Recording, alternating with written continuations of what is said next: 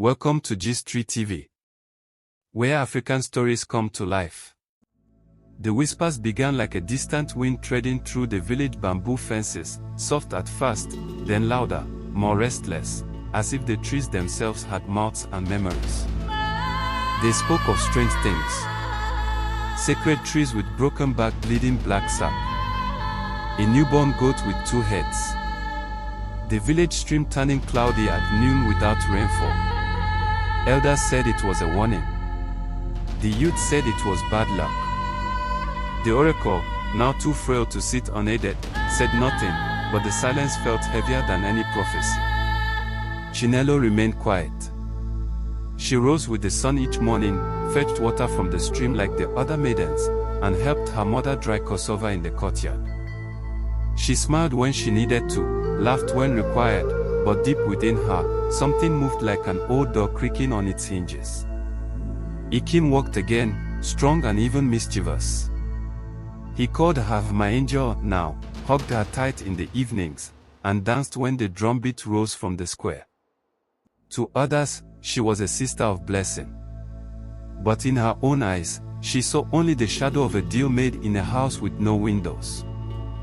Then one morning, the first child vanished. Her name was Chinoza, barely 7.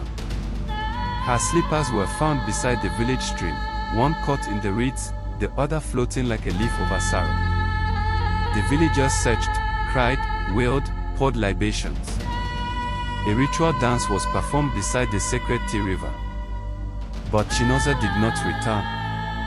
Chinelo's fingers clutched the rim of her clay cup tighter than usual. Her mother noticed.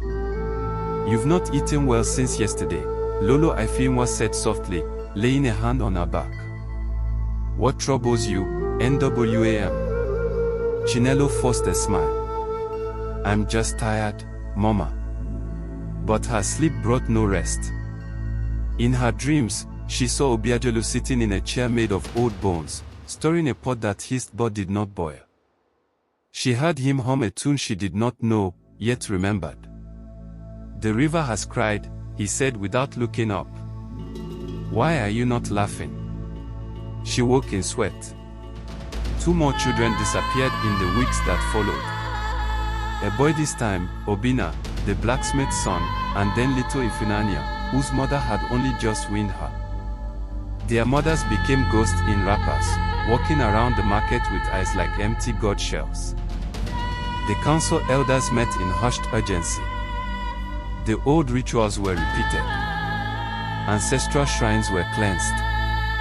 A sacrificial goat was tied at the village crossroads, but it escaped without struggle. A sign, the priest said, that the gods had rejected their offering. Something was out of balance.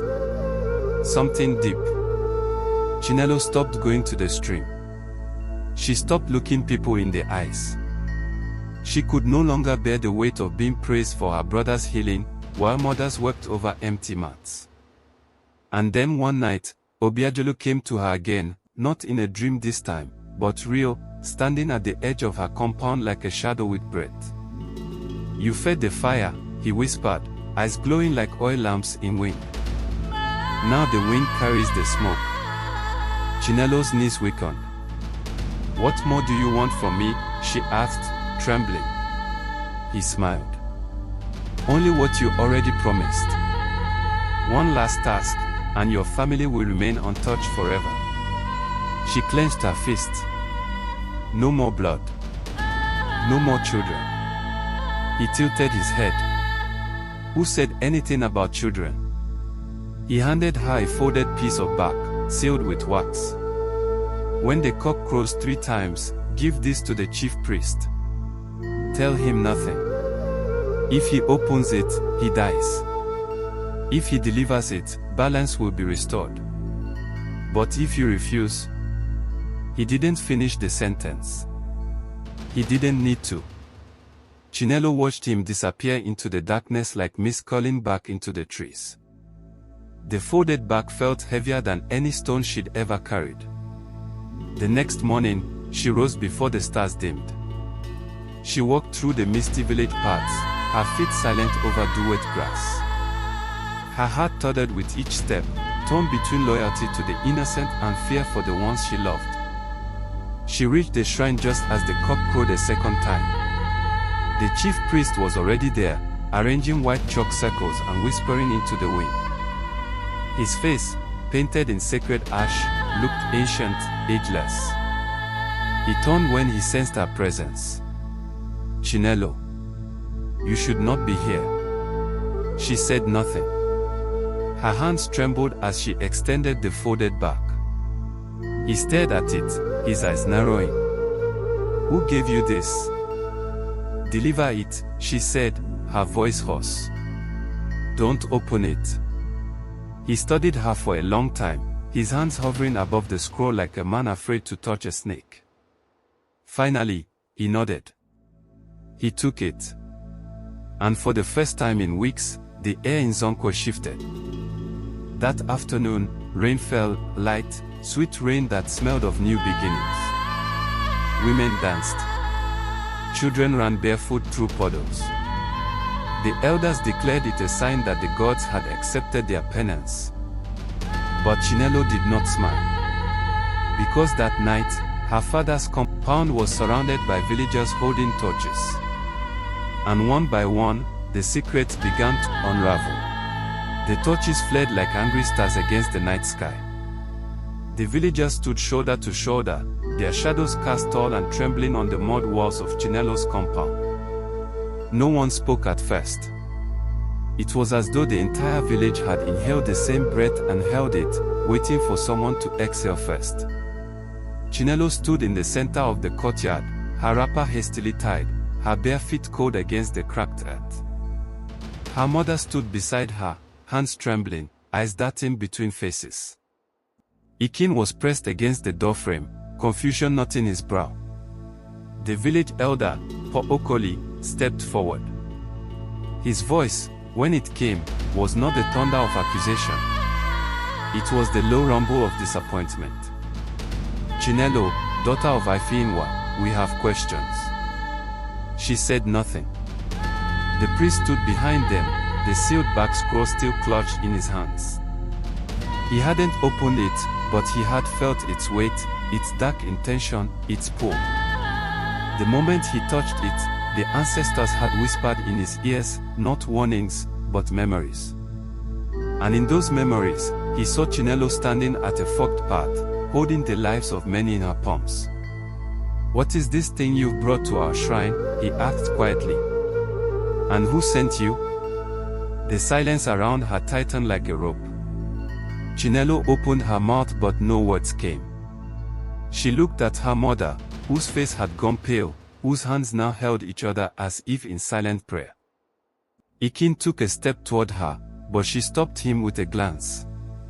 "I don't know what's inside," she said finally. "But I know what it means." The crowd murmured. "I know that the darkness we face is not one that can be fought with machetes or drums. It is something that began long before Chinoza vanished. It began with me. With a choice I made." Heads turned. Eyes sharpened. "Many moons ago, when my brother lay dying, I went to a man, a spirit. Obiajelu. He offered me a bargain. My brother's life in exchange for my silence and my future." The gasp that tore through the crowd was like the hiss of 100 snakes. Ikin stared at her in disbelief, his mouth parting as if to speak but forming no words. Her mother let out a soft cry and sat on the ground. "I did it," Chinelo said, her voice steady now, like a drumbeat before war. "I entered his shrine. I agreed. He healed Ikin. But that healing, it opened a door. And now he wants more. You brought a curse upon us," someone spat from the crowd. "A child for a child," another shouted. "That is why the children are vanishing." "No," Chinelo said, raising her voice above the swell of anger.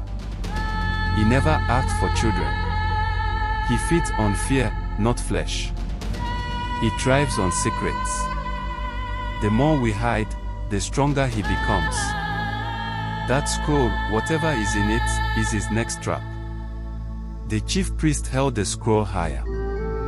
Then what shall we do with it? Burn it. That was what every part of her wanted to say. But a strange calm settled over her, as though someone else had stepped inside her skin. You can't destroy it. Not yet. You must bury it at the base of the forgotten Iroko, alone, before sunrise. Then cover it with red earth and pour palm oil over it. That tree was cursed and sealed generations ago, Paul Okoli said. No one goes near it. Chinelo's eyes did not blink. If we don't return that curse to the earth, it will find a new home. In our children. In our unborn. The council murmured again, this time on shore. After a long pause, the priest nodded. I will go, he said. No, Chinelo said. It has to be me. And so, in the darkest hour of the night, they gave her the scroll again. This time, the weight of it seemed lighter, not because it had changed, but because she had. The villagers parted to let her pass, their faces filled with fear and awe. She walked alone through the forest, her feet guided by memories not her own. Trees bent toward her like watchers. The night air thickened. At last, she reached the forgotten Iroko, taller and darker than any tree she had seen. Its bark was blackened, its roots thick as the arms of warriors. She knelt at its base, dug a hole with her hands, and placed the scroll inside. Then she poured the oil. As the liquid soaked into the soil, the wind stirred. A moan, low and long, rose from the earth beneath her. You have chosen the harder path, a voice said behind her. She turned, and there he stood again, Obiajulu. But this time, his form flickered, as though unsure whether to be man or shadow. I warned you, he said. I remember, Chinelo replied. And I choose again. He stepped forward, rage curling off him like smoke. Then you shall suffer. Your joy will fade. Your name will carry sorrow. No, said another voice, this one older, deeper. From the shadows came a woman clothed in firelight, her wrapper shimmering like sunlight on water. Her eyes mirrored Chinelo's, yet carried centuries. Nem, Chinelo whispered. The ancestral spirit stepped between her and Obiajulu. This line has suffered enough, she said. You have fed too long on their fear. Obiajulu shrieked, his form beginning to unravel. Go, Nem commanded. Return to your silence. And with a final scream, he dissolved into mist, sucked back into the roots of the Iroko. The earth trembled. Then all was still. Chinelo fell forward, tears falling freely now. Nem knelt beside her. You have ended what began in shadows. Now you must walk back into light. By the time Chinelo returned to the village, the sky was beginning to brighten. She did not speak. She did not need to. They saw it in her eyes, that something terrible had ended, and something powerful had begun. The sun rose slow and golden over Zonkwa, spilling warm light across rooftops, trees, and faces that had not known peace for many moons. The village, once held tight in the grip of fear, began to exhale. The air carried no whispers. No cries. Only the soft murmur of morning routines beginning again, grinding stones, firewood cracking, a cock crowing from somewhere near the shrine. Chinelo sat outside her compound, her knees drawn to her chest. Her wrapper was dusty, her hair tangled from the journey, but her eyes were clearer than they had been in years. Across the compound, her mother prepared food without speaking, her movements slow and reverent. Ikin crouched nearby, sketching lines in the earth with a stick, glancing up at her every so often, as though to make sure she was still real. People began to arrive. First, a group of elders. Then mothers holding babies. Then the priest. Then children, wide-eyed and curious. No one said anything at first. They only stood and watched her, like she was a fire they were afraid to warm their hands by. It was Po Okoli who finally spoke. "Something has changed," he said. "We do not need the oracle to tell us. The air feels different. The trees are still. Even the dogs bark less." The priest nodded. "I dreamt of water last night. Clear water. The first such dream I've had in over a year." Chinelo stood slowly. Her legs shook, but she remained upright. "The curse is gone," she said. "But its memory will remain. And so will the pain of what we lost." "Then teach us," said a young woman from the crowd. "Teach us how not to forget. And how not to fall into fear again." And so they listened. Not just that day, but in the days that followed. They gathered beneath the largest Udola tree as Chinelo spoke, not as a prophetess or a priestess, but as a woman who had seen with both eyes open. She taught the young girls how to speak truth even when silence was safer. She taught the mothers how to pray not out of fear, but out of understanding. She taught the boys how to listen, especially when they thought they already knew. The shrine that had once been avoided became a place of learning. Not of worship, but of remembrance. The scroll was never dug up again. Instead, they planted a tree above it, a young Iroko, not cursed, but blessed, watered by the hands of children and elders alike. It grew fast and strong, its leaves always whispering, but never in fear. Chinelo never left Sonko again. Many came from other villages to see her, to ask questions, to bring their dreams. She never claimed to have the answers. Only the strength to sit with uncertainty and wait for clarity to rise like morning mist. Her visions came less frequently now, but when they did, they came with purpose and peace. Ikin, whose life had been the price of a pact, grew into a man who understood stories better than most. He became the village's youngest storyteller, sitting beneath trees and by hearts, recounting the tale of his sister, not as a warning, but as a light. Chinelo married a man who did not seek to name her power or understand every shadow she had walked through. He listened. He planted trees. He loved her in silence and presence. Together, they raised 2 daughters and a son, each bearing names that meant hope, truth, and a return. Every year, on the night the curse was broken, the village gathered around the blessed Iroko. There were no feasts, no carved statues. Only a circle of villagers, young and old, holding hands as they told the story again. They called it the night of choosing. A reminder that fear is not what makes a person strong. Choices.